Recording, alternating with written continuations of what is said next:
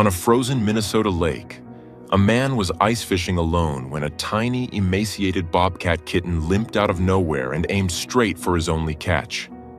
It desperately dug at the ice hole, trying to steal a fish. The man initially tried to shoo the wildcat away, but stopped cold upon seeing its frail body and hearing its panicked cries. He let the kitten take the meal, but instead of eating, the kitten grabs the fish and limps toward the woods. Abandoning his gear, the fisherman trails the kitten into the freezing forest. He didn't know it yet, but that single choice, to step off the ice and trail a wounded kitten into the timber, would pull him into a wilderness struggle no one could face alone, and lead to a moment that would break and remake his heart in ways he never expected. Before we start, hit the like button and make sure to subscribe if you haven't, and hit that notification bell so that you won't miss any new stories. Walter Baines had been coming to Lake Kabetogama long enough to know the ice by its voice. Some days it sang low and steady, a deep humming under his boots. Other days it snapped like knuckles, warning a man to stay humble. That morning, the ice sounded tired. The sky was the color of old tin, and a thin wind rolled across the flat white as if it owned the place. Walter adjusted the collar of his wool coat and told himself he was only out there for a couple hours, just long enough to bring home a few walleye, fry them crisp, and eat in the quiet cabin that felt too big these days. The cabin used to be loud. His late wife, Darlene, could fill a room with nothing but a kettle and her opinions. She'd tease him for talking to fish like they were co-workers, then laugh when he did it anyway. Now the only voice Walter heard most days was his own, and he'd started to notice how careful he'd become with it. Like loudness might shatter what was left. He drilled his first hole near a ridge where the ice buckled weeks ago. He set his little heater, laid out his tackle box, and lowered his line into black water.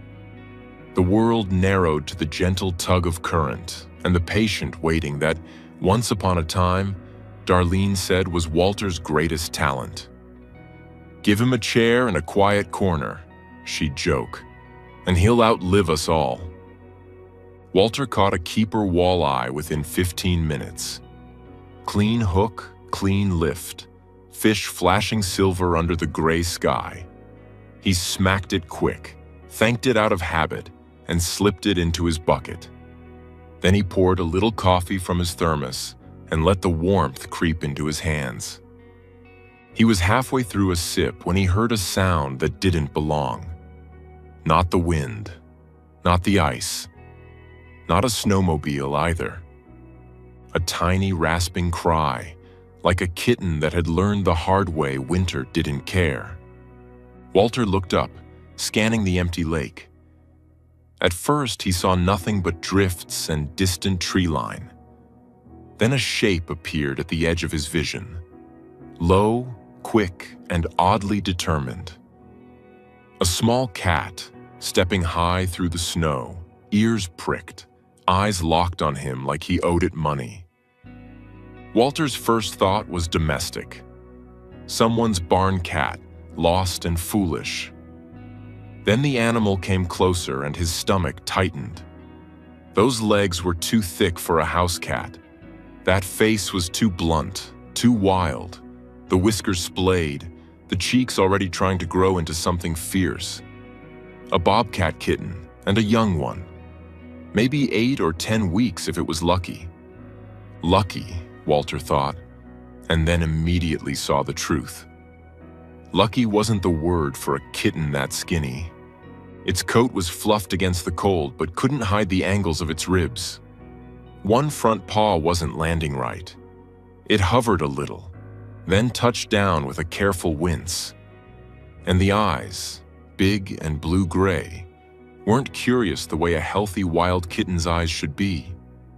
They were desperate, almost frantic, like the animal had been running out of choices for days. The kitten stopped right beside Walter's hole and did something so bold it made him bark out a laugh. It began digging at the edge of the ice hole with both front paws, flinging snow like a tiny miner. It shoved its nose toward the dark water and made a sound that was half complaint, half plea. "Well, I'll be," Walter muttered. "You're not even pretending to be polite." The kitten whipped its head toward him, ears up, and answered with another rasping cry. Then it stepped closer, close enough that Walter could see frost clinging to its whiskers. It stared at his bucket. Walter stood slowly, careful not to spook it. He lifted one hand in the shooing motion he'd used on gulls and raccoons most of his life. "Go on. This ain't for you." The kitten didn't flinch. It took one more step, then another, as if Walter's words were just a light breeze. It reached the bucket, sniffed once, and, before Walter could decide whether to be amazed or offended, hooked a paw over the rim. Walter reacted on instinct, tapping the ice with his boot. Hey now." The kitten startled, but instead of bolting, it did something worse. It opened its mouth and cried again, higher this time, and the sound cracked straight through Walter's chest. A hungry animal could be bold. A hungry baby could be reckless. But this wasn't just hunger. It was panic, sharp as a needle. It was a voice saying, "Please. Now." Walter's hand lowered. He'd spent years as a volunteer EMT in Cochiching County, and even after retirement, his brain still sorted noises by urgency. That cry belonged in the same file as a child calling for a parent in the dark. Walter crouched, slow, talking without thinking. All right, I see you. I see you." He didn't reach for the kitten. He didn't try to pet it, didn't do anything that would invite teeth and claws from a frightened wild thing. He simply lifted the bucket lid and pulled out the walleye. The fish was cold and stiff, its scales dulling in the air. Walter held it out, expecting the kitten to lunge for it like it was the last food on earth. The kitten did lunge, then stopped short. It sniffed once, eyes flicking between the fish and the tree line. Its whole body trembled.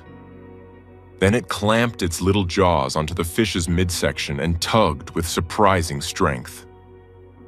Walter let go. The kitten dragged the fish across the snow, struggling, hind legs skidding. It didn't pause to chew. It didn't even glance back.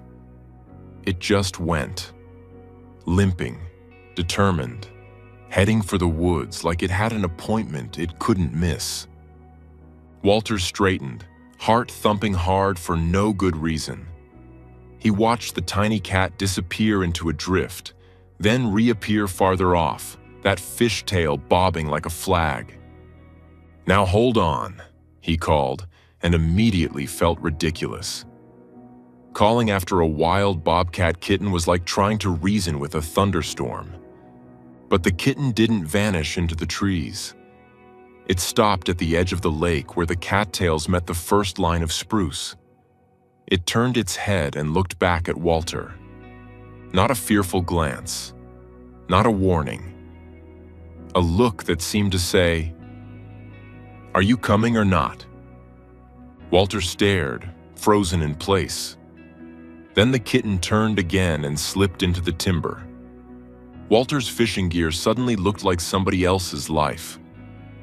He left the bucket, the heater, the tackle box, everything, and followed the trail of tiny paw prints and fish drag marks into the woods. The forest swallowed sound. The wind became a whisper caught in needles. Walter stepped carefully, not because he was worried about getting lost. He knew these woods, but because he didn't want to crush those prints. They were the only promise he had that he hadn't imagined any of this. Every 50 yards, the kitten would appear ahead, waiting just long enough for Walter to catch sight of it. It moved like a flicker of brown-gray against white, ears tipped with tiny black tufts. Walter noticed, with a growing knot in his throat, that it kept favoring that paw. Snare, Walter murmured, more to himself than anything. He'd seen it before. Young animals caught in illegal wire loops meant for rabbits or coyotes. Sometimes the loop didn't kill. Sometimes it just cut until bone showed. He pushed the thought away, focusing on keeping up. His breath burned, his knees protested. And still, he followed.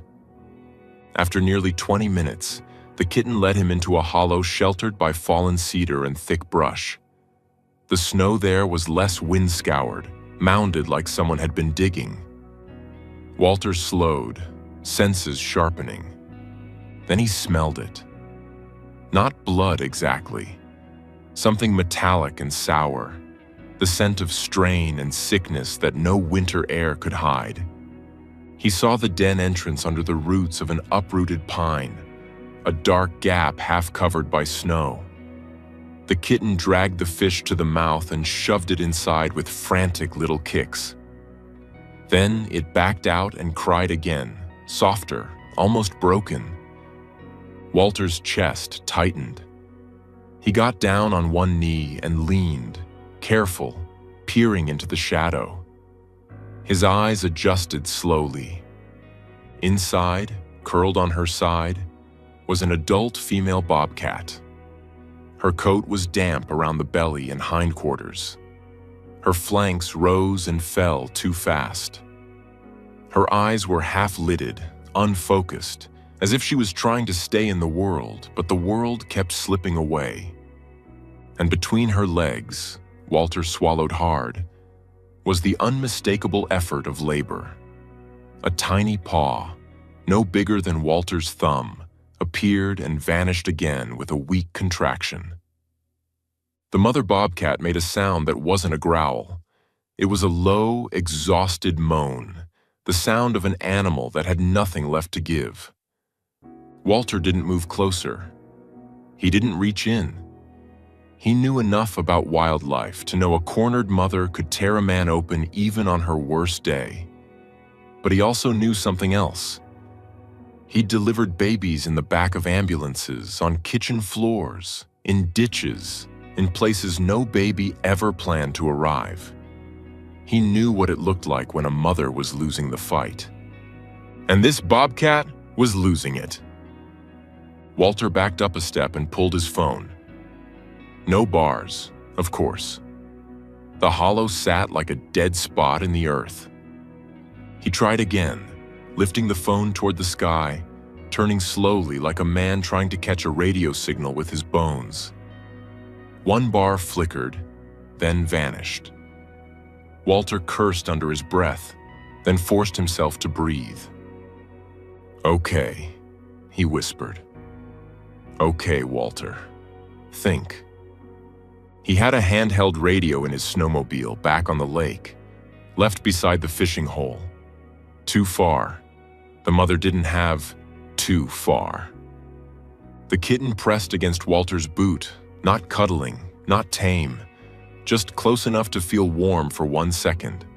Then it darted back to the den and cried again. It wasn't asking for food anymore. It was asking for time.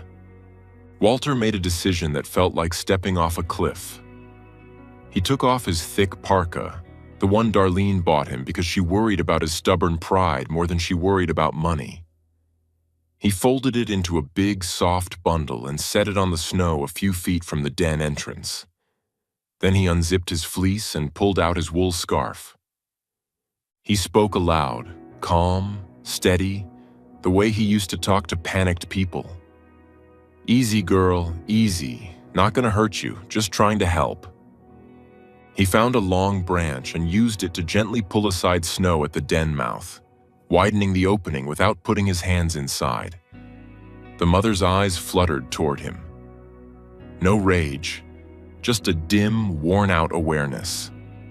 Another contraction hit. Her body tensed, and the tiny paw appeared again, stuck, not moving forward. Walter's mouth went dry. A breach? A shoulder caught? He couldn't know. He just knew that if nothing changed, the kittens would die, and the mother would follow them. He did the only thing he could think of that didn't involve reckless grabbing. He pulled his thermos, poured a trickle of warm coffee into the snow, watched it melt, then soaked the edge of his scarf in the warmth. Not hot, just not ice. He wrung it out and, with a slow, careful motion, extended the damp, warm cloth into the den far enough to touch the mother's belly. Not her face, not her paws. The mother flinched, weakly. Walter pulled back and waited. He kept his voice low. Warmth, that's all. You're freezing. You're running out of juice. He repeated it again, using the warmed cloth to gently rub the outer fur around her belly and hindquarters. Not invasive, just encouraging circulation.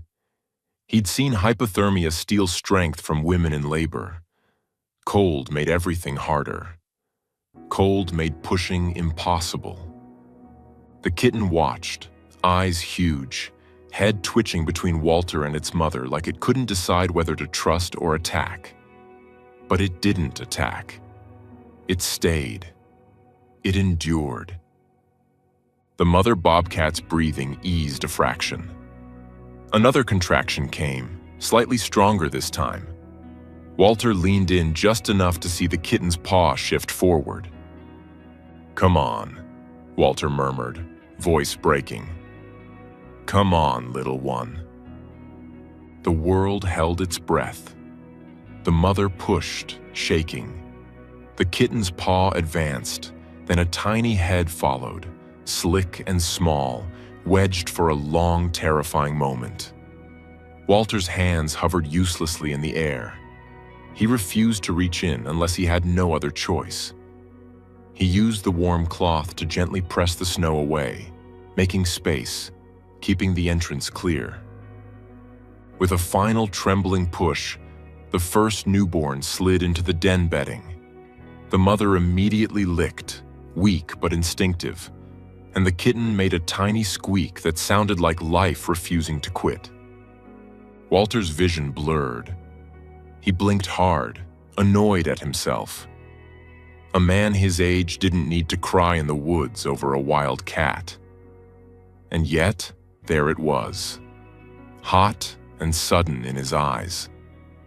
He thought of Darlene, how she'd stop on back roads to move turtles, how she'd scold him for stepping over suffering because it was inconvenient, how she'd once said, "You can't fix everything, Walt, but you can fix something."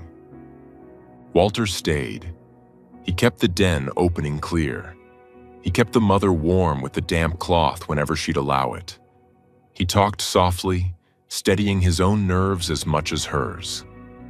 The second kitten came easier, then the third. 3 tiny lives, each arriving with a squeak and a shiver and a desperate hunger for warmth. The mother licked them, pulled them close, and for one breathless moment Walter thought they'd made it. Then the mother bobcat's head dropped to the den floor. Her eyes rolled half shut. Her breathing went thin. A faint tremor ran through her body. Then she went limp. The kitten outside, the one who stole the fish, made a sound that didn't belong to any baby. It was grief, sharp and ragged, the kind that yanks the air out of the world. Walter's hands finally moved. He didn't think about teeth or claws anymore. He thought about the fact that those newborns couldn't regulate heat. He thought about the mother's body shutting down from exhaustion and cold. He thought about minutes. He slid his arms into the den carefully, bracing for violence. None came. The mother was out. Walter gently gathered the 3 newborns first, cradling them against the warm part of his chest under his fleece. Then he supported the mother's shoulders and torso, pulling her toward the opening. She was heavier than he expected. Dense muscle under fur, even in her weakened state. The older kitten pressed against Walter's leg like it was trying to help push. Walter almost laughed through his panic. "Yeah, okay," he whispered. "You and me, kid." He laid the mother on his parka, wrapped it around her, then tucked the newborns inside against her belly. He left a gap for air and checked her breathing, shallow but still there. Then he scooped the whole bundle up like it was the most fragile thing he'd ever held, because it was. The trek back to the lake felt twice as long. Walter's arms burned, his lungs burned. The wind found every crack in his clothes, but the bundle stayed warm against him, and he kept talking. Half prayer, half promise. "Hang on, just hang on. Cabin's close. Warm stove. You'll hate it, but you'll live." He reached the ice and saw his gear sitting lonely under the gray sky. He didn't stop to pack. He grabbed the radio from his sled, clicked it on with shaking fingers, and called the one number he knew by heart. "Dispatch, this is Baines," he said. "I need wildlife help. I've got an adult bobcat, post-labor collapse, 3 newborns, 1 older kitten with a limp. I'm headed to my cabin. I need a rehabber now." The dispatcher hesitated, then said, "Walter, you okay?" "Fine," he snapped, then softened. "No, I'm not fine. Please." Within minutes, help was moving. State conservation officer, local wildlife rehab volunteer, a vet tech who owed Walter a favor from years ago. Walter didn't wait. He hauled the bundle to his snowmobile and drove like the lake itself was pushing him forward. At the cabin, he got the wood stove roaring, filled a basin with warm, not hot water, and made a nest in a plastic storage tote lined with towels. He kept the room dim and quiet. He placed the mother so her airway stayed open, then pressed the newborns close to her belly. The older kitten hovered at the edge, eyes wild, body trembling, torn between fear and loyalty. Walter didn't try to touch it again. He simply set the fish beside the tote and backed away. The kitten grabbed the fish, dragged it closer, and, only then, took a few desperate bites. But it kept looking at its mother the whole time, chewing like it was eating for her. When the rehabber arrived, Megan Holt, a tough woman in her 40s with kind hands and no patience for nonsense, she assessed the scene fast. She checked the mother's gums, listened to her chest, and nodded once, grim. "She's hypothermic and wiped out," Megan said. "But she's not gone." She glanced at Walter. "You did this?" Walter's voice came out small. "I tried." Megan's expression softened just a hair. Trying is why they're breathing. Over the next hours, the cabin turned into a quiet battle. Fluids for the mother, warmth applied carefully, newborns monitored like they were little ticking clocks. The older kitten's paw was worse than Walter feared. Wire burn around the wrist, swollen, angry. Megan carefully clipped the embedded wire fragment they found under the fur.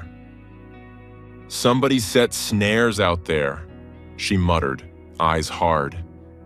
"Illegal or careless. Either way, it's suffering for sport." Walter's jaw clenched. He thought about that tiny kitten limping across the ice, brave enough to confront a human because it had no other options. He felt anger rise like a flame, hot and clean. Then the twist came, quietly, the way the real world often delivers its hardest truths. When Megan parted the mother's neck fur to check for hidden injury, she found it. A faded band of scar tissue, and beneath it, the clean outline of a removed tracking collar. Not a pet collar, a research collar, the kind used by wildlife biologists. Megan stared, then exhaled slow. "This cat's been handled before," she said. "Years ago. She was part of a study." Walter swallowed. "Meaning she's not random." Megan shook her head. "Meaning she's been surviving a long time. Meaning she knows humans are usually trouble." She looked at the older kitten, then at Walter. "And she still sent her baby to you." That landed on Walter like a weight. Not sentimental, not magical, just real and enormous. For the next 2 months, Walter's cabin ran on a new schedule. He didn't become a bobcat's best friend. He didn't turn the kitten into a house pet. He did the unglamorous work: heat, quiet, feeding at a distance, cleaning, watching for trouble, letting Megan and the vet tech handle what required skilled hands. Walter learned to mix formula for emergency supplemental feeding when the mother's milk lagged. He learned to thaw meat properly and set it down without making the kittens associate hands with food. He learned to sit in a chair 6 feet away, saying nothing, simply being present like a piece of furniture that happened to have a heartbeat. And the funny thing was, those bobcats made him laugh anyway. The older kitten, once its paw began healing, developed a habit of stealing socks from Walter's laundry basket and dragging them under the couch like trophies. One of the newborns, Walter secretly called him Button because he was small and stubborn, would puff up like a furious dandelion every time Walter sneezed. Another kitten discovered the joy of sliding on the kitchen linoleum and looked offended when friction didn't behave like snow. Walter would catch himself smiling, then feel guilty, then remember Darlene again. She would have loved this chaos. She would have called it holy trouble. But the heart-wrenching part never fully left. The mother bobcat, despite warming and fluids and rest, carried fear like a second coat.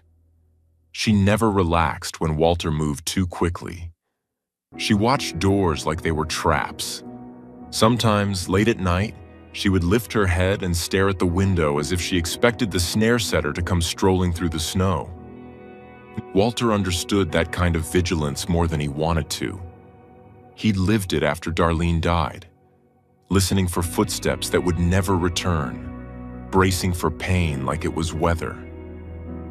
One evening, when the snow began to soften and drip from the eaves, Megan came by with the conservation officer. They spoke quietly in Walter's kitchen. They'd found illegal snares along the lake edge, and they'd removed them. They'd set up trail cameras. They were watching. "You did a good thing," the officer told Walter, voice rough with respect. Not many people would have followed.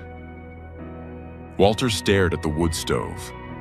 He didn't feel heroic. He felt older than his years, and strangely new at the same time. "I just couldn't not," he said. The day of release came with sun. Not warm, exactly, but honest. The ice retreated in dark seams along the shore. Birds returned in cautious numbers, testing the season. Walter carried the travel crate out to the tree line with Megan. The kittens were bigger now, legs sturdier, eyes sharper. The mother was lean but strong again, her gaze clearer, her breath steady. They chose a protected area near the den hollow, but away from the lake edge where the snares had been found. Megan opened the crate door and stepped back. Walter did too, hands at his sides, heart beating like a drum he didn't ask for. For a long moment, nothing moved. Then the mother bobcat slid out, silent as smoke. She turned her head, scanning the woods, reading the wind. The kittens poured out behind her, 1, 2, 3. Then the older kitten, now walking clean, paw healed enough to climb and hunt and live. They didn't run. They paused, listening, orienting, letting the wild settle back over their shoulders like a rightful cloak. Walter stood still, breathing slowly. He expected them to vanish without a glance, because that was what wild animals were supposed to do. Disappear. Forget. Stay wild. The mother bobcat took 3 steps into the trees, then stopped. She looked back over her shoulder. Her eyes met Walter's, not soft, not tame, not human, but clear, present. And in that look was something Walter didn't know how to name without sounding foolish. Recognition, maybe. A weighing of what had happened. An acknowledgement that help had been offered without ownership. The older kitten stepped closer to her, brushed lightly against her leg, then looked at Walter too. Just once. Then it turned and followed its family into the brush. The last thing Walter saw was a flick of a short tail and 4 small shapes slipping between spruce trunks as if winter had never tried to take them. Walter didn't move for a while. He let the quiet settle. He let the ache come and go like a tide. Megan touched his shoulder gently, then left him there with the trees and the sunlight and the truth of what he'd done. Back at the cabin, Walter sat at his kitchen table and stared at the empty space where the tote had been. He expected the silence to feel worse than before. Instead, it felt different. Still quiet, but not hollow. That night, he cooked fish for one. He set a second plate on the table anyway, just for a moment, and didn't feel stupid for doing it. He could almost hear Darlene laughing at him, warm and affectionate. He could almost hear her saying, "Told you, you can't fix everything, Walt, but you can fix something." 2 weeks later, after a spring rain, Walter stepped onto his porch at dawn and saw tracks in the muddy edge of the yard. Small, round, unmistakable. 4 sets. And beside them, slightly larger, one set that lingered, turned, and paused as if the owner had stood there for a second, facing the cabin, listening. Walter stared at those prints until his eyes blurred again. Then he wiped his face, chuckling at himself, and whispered into the morning air, "All right, I see you. I see you." The woods gave no answer, but for the first time in a long time, Walter didn't need one.